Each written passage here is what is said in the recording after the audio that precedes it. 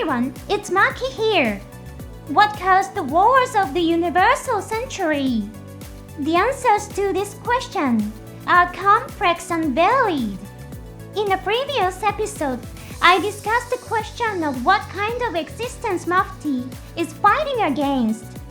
The content discussed in that episode is one possible answer. However, there may be an even more terrifying truth in the world of the universal century. It is an unsolvable problem and an undefeatable enemy. What does absolute really mean? This time, let's unknow it by referencing the ideas of Mr. Yoshiyuki Tomino. I'm sure this will provide some useful insights into the Gundam series set in the universal century. In today's episode, I will be discussing spoilers for the second Hathaway's Flash Field. Please be careful! If you want to experience the story without prior knowledge, I recommend watching the film before watching today's discussion. If you'd like to support my channel, please consider joining the 99-cent monthly membership. As a thank you, you'll receive a name badge and comment stamps. Now then, let's begin our research. As I have mentioned many times before, the beginning of the universal century marks the start of humanity's migration into space. The Earth's environment suffered severe damage because the human population grew too large. If this trend had continued, the Earth would have been devastated and humanity itself would have faced extinction. In order to avoid this, humanity began to migrate into space. The aim of this policy was to save all of humanity and to restore and protect the Earth's environment.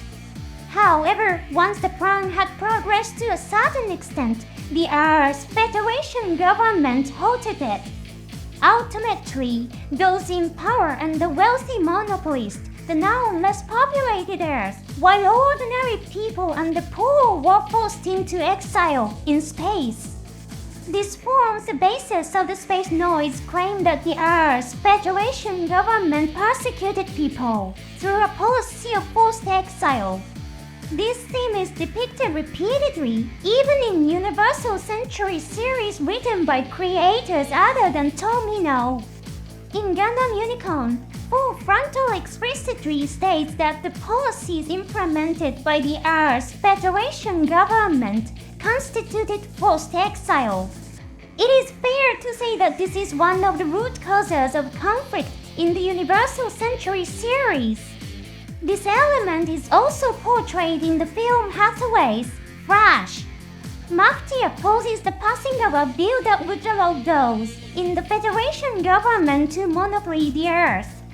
Within the story, we also see scenes in which the Manhunter's police force carries out oppressive crackdowns and the Federation forces commit massacres. The Space Noise came to believe that the Earth's Federation government had carried out a policy of forced exile. However, not all Federation officials acted with the intention of abandoning people. Some individuals suddenly acted with sincerity and good intentions in order to save the Earth. Don't you think the Space Noise claims might be a bit extreme? It's true that there are selfish, privileged classes who seek to monopoly the Earth. But is it realistic to suggest that the majority of Federation officials and politicians are evil?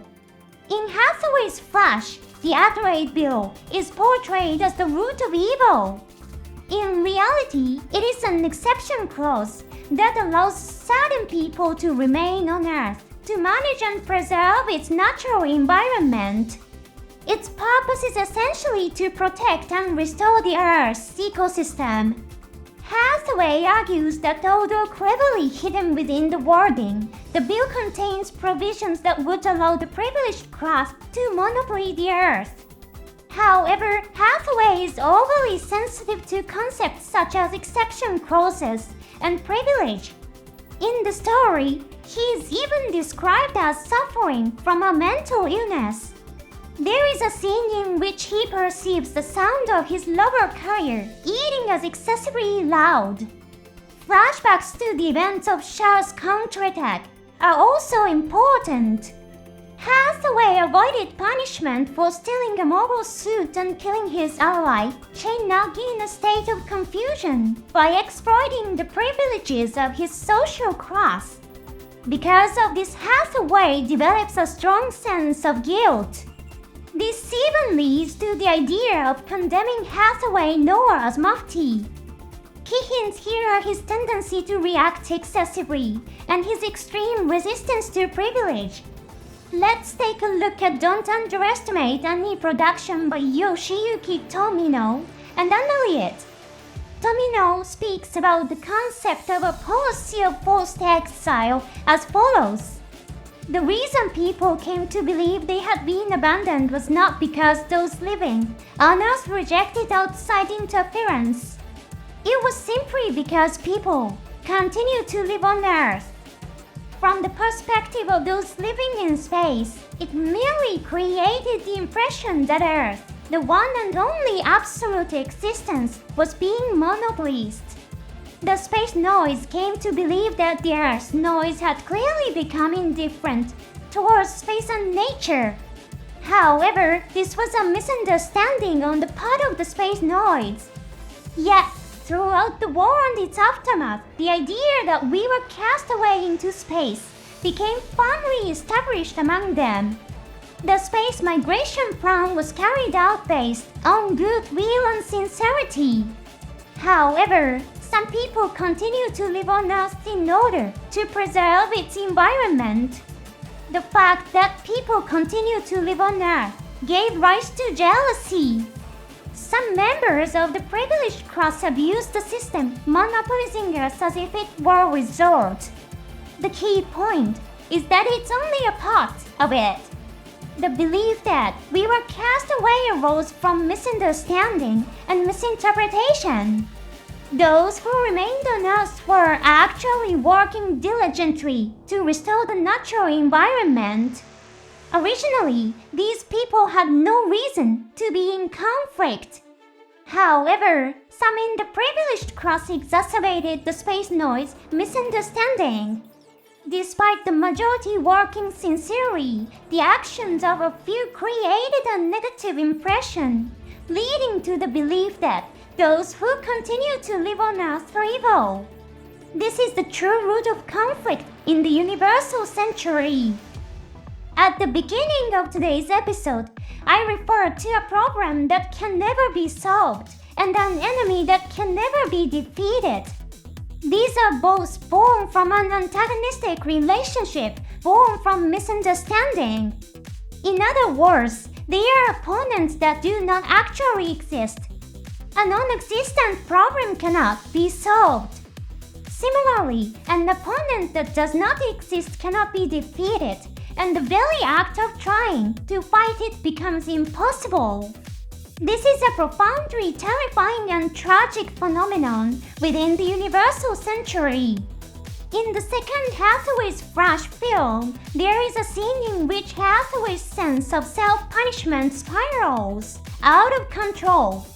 It could be argued that Mafty's actions are driven by self-hatred. Even if he were to defeat Penelope or Kenneslek, he would never find fulfillment. This is a truly frightening and tragic state. We also briefly touched on Full Frontal from Gundam Unicorn. He challenges the Earth's Federation government, which supposedly carried out a policy of forced exile. But doesn't that seem a little strange? He possesses a mysterious ability that enables him to know the entire history of the universal century. Therefore, he should also realize that the hatred towards the so-called forced exile policy is based on the misunderstanding.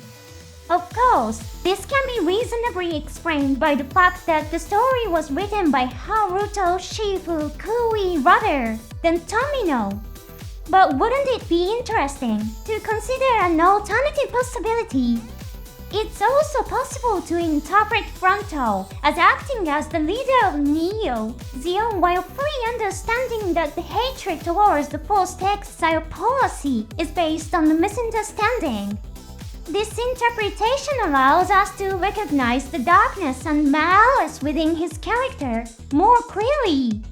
At the root of the universal century's conflicts are misunderstandings and misrecognition.